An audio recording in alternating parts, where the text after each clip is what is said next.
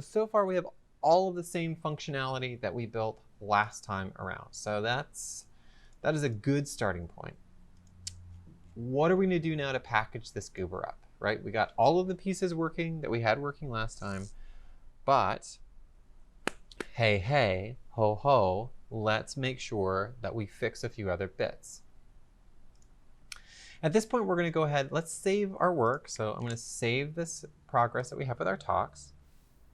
And now we're going to look at this release bit over here. So what does this goober do? This little fun little smorgasbord is going to do a couple really fun things for us. First, it needs to know who is it looking at. In this case, it's going to look at this base template. Okay. Where is it going to save this thing? It's going to look in our project folder, okay, where our tow file is. Where's our tow file? In dev. So it's going to look here, .. In file path, just like in TouchDesigner paths, that means go up one layer. So it's going to look for a folder called release. Okay, so this is where we should see some goodies show up. What's next? The tox name. Okay, what's our actual name for this? What do we want to call it? So we don't have to change the name over here. We can actually give it a name here. I want to call this thing, what do I want to call it? I want to call it QR code. Oh my God, it's so original. I know. Then there's this thing called external file tags. Okay, what does that mean? Well, what I'm assuming here, and the way that I like to work, because I want to diff everything on Git, is that this is a pointer to the tags that might sit on text files that have some contents that are external. Because what I want to do before I save this is I want to reach in and I want to delete and get rid of pieces that are not actually what I want to keep in my network. So in the case of my parameter execute, right, what I do is I'd actually flip on this lock button and then I'd nuke this other goober, get rid of it. Or in fact, actually I think what we do for external files, excuse me, is we just get rid of this bit right here, right? If we take out this reference to an external file, then we're not looking for it anymore. If I look at my tags, oh, look at that. This one is marked destroy. Goodbye. You will be liquefied in the process. Right? This one's going to get just obliterated, but this one's going to get locked. Well, wait a minute. Aha, destroy tags. We're going to skip ahead one parameter. So what that means is that any operator that's tagged destroy, we should see here, like this transform, it gets destroyed. This input, it's got a tag, it gets destroyed. So this null gets locked to hold on to this goodness, and then these two get disappeared, which is a nice way to kind of package up and keep our icon inside of our tox, our single binary file, without keeping all those other bits in the way.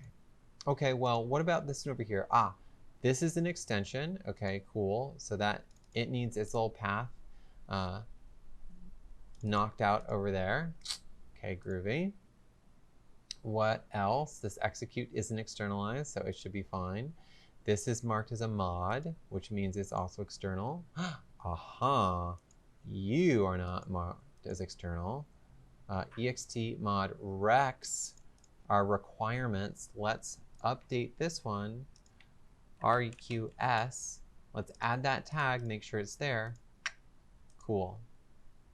So what we're going to do, right, this external file tags is going to make sure that everything that's pointing to an external file gets its dependency knocked out and removed. Our null over here and our parameter execute, those are going to get locked, and everything upstream that's marked destroy is going to get destroyed, evaporated. What else? I can also see that I have a version release, and if we look at the parameters for this, on the admin page you'll notice there's a little version parameter here, so we can keep track of which version is this. This is version 0.01. It's your very first. It's so exciting. There is one thing to be wary of at this point, is that once we go ahead and hit this package button, we can't really roll back the wheel of time. right? So if we make a little wobble, it's real hard to rewind the bits that we've changed. So before we package this, right, before we think about compiling this thing into something that we're going to ship out into the world, let's zip inside our base template and let's save this so we have everything in a state that we can return to and we know it will be okay. We'll know when we hit this package button that things have changed because the color, right, for this external tox is going to disappear. It's going to go back to being just kind of plainly colored like everybody else.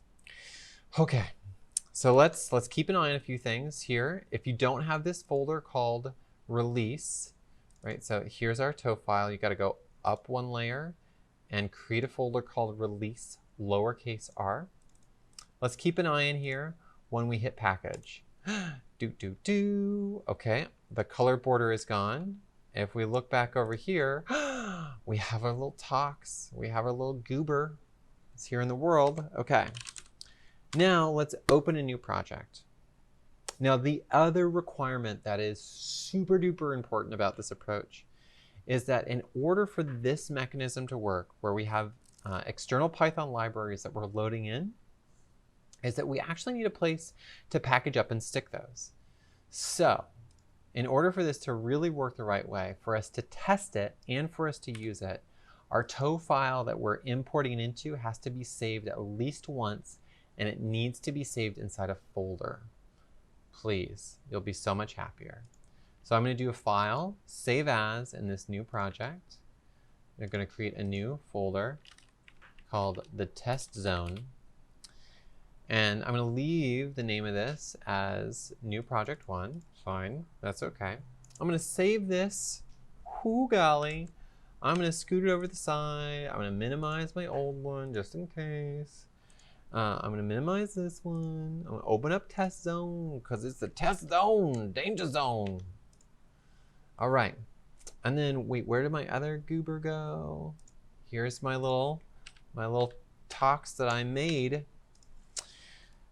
So we're going to hope, we'll see, fingers crossed, that we can grab this, drag it into our tow file, and then we should see it construct all the bits that it needs. So we'll see. If it works on the first try, it'll be a little bit of magic. Oh, ooh, wow, okay. Well, we're collecting all the things. Great. I can see that it's made all of the external pieces. Okay, rad. It's still complaining. Let's dig inside and take a look. Oh, okay. So this is the one other wobble we might see. Let's go ahead and save this project one time. And our little wobble here is that when we're adding our path, we should remember that from the last time around that we had to add a path that pointed to this folder. That doesn't always work the first time through. So if we save our tow file and then reopen it, fingers crossed, we should hopefully see that that bit is fixed. So now we just wait with bated breath. Is it going to work? Is it not going to work? Look at that, it worked. Let's hook up a null. Okay, there's our old one. Let's go to QR code and add some new data, right? And this is going to be like radio. Okay, groovy. Let's go ahead and where do we want to stick it? I'm going to put it on my desktop. I'm going to call it Radio 2. Oh, bada bing, bada boom, bum bum bum bum bum bum. There's one other bit that you might want to change. And you'll notice here that in our release folder, it got called QR code. But the name of this operators that came in, we forgot to change the name of it from base template to base QR code. So the one thing that you could do is you could change that up before you packaged it. And that wouldn't be a terrible thing to do. I recommend that as the very last step because that way you don't break a bunch of your flow as you move. But there you go. You've now gone through the process of packaging up an external tox that you can then drag and drop into any old project file that's already been saved someplace. Should work on Mac, should work on Windows.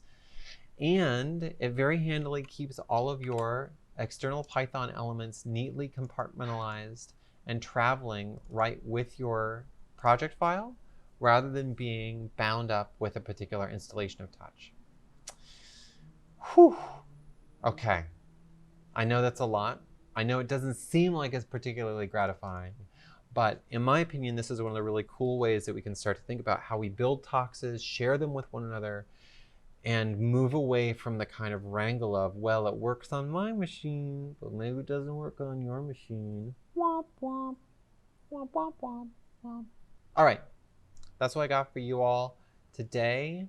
This is a conclusion of our wild, crazy bits that we showcased at the summit this year. There is so much more to come. I can't wait to share some other thoughts with all of you all. Happy, lovely TouchDesigner programmers. Happy programming, everyone, and see you on the flip side.